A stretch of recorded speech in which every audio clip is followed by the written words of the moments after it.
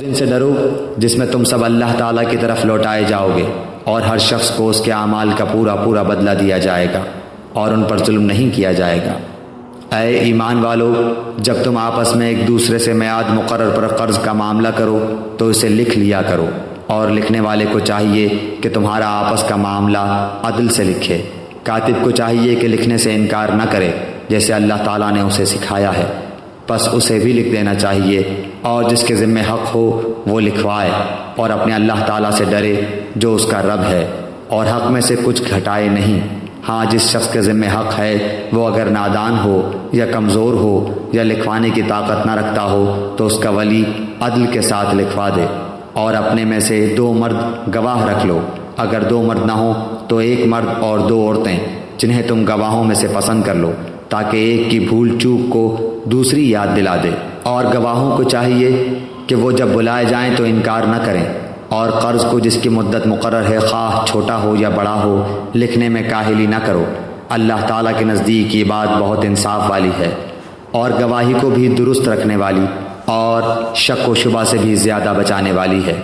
ہاں، یہ اور بات ہے کہ وہ معاملہ نقد تجارت کی شکل میں ہو جو آپس میں تم لین دین کر رہے ہو تو تم پر اس کے نہ لکھنے میں کوئی گناہ نہیں۔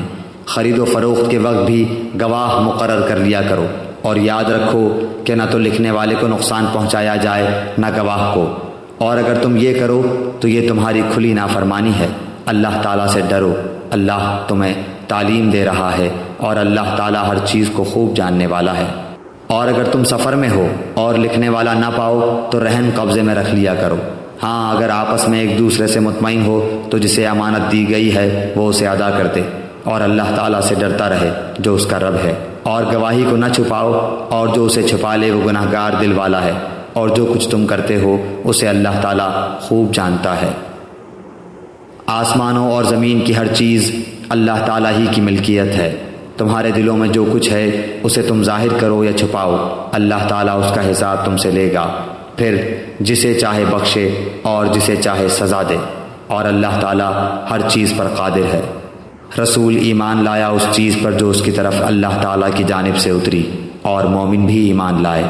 یہ سب اللہ تعالیٰ اور اس کے فرشتوں پر اور اس کی کتابوں پر اور اس کے رسولوں پر ایمان لائے۔ اس کے رسولوں میں سے کسی میں ہم تفریق نہیں کرتے۔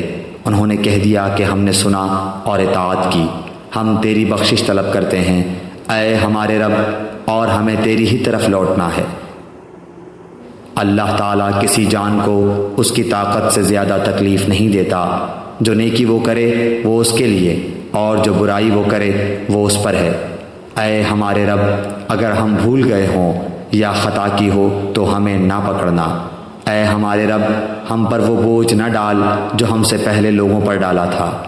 اے ہمارے رب، ہم پر وہ بوجھ نہ ڈال جس کی ہمیں طاقت نہ ہو، اور ہم سے درگزر فرما، اور ہمیں بخش دے اور ہم پر رحم کر۔ تو ہی ہمارا مالک ہے، ہمیں کافروں کی قوم پر غلبہ عطا فرما۔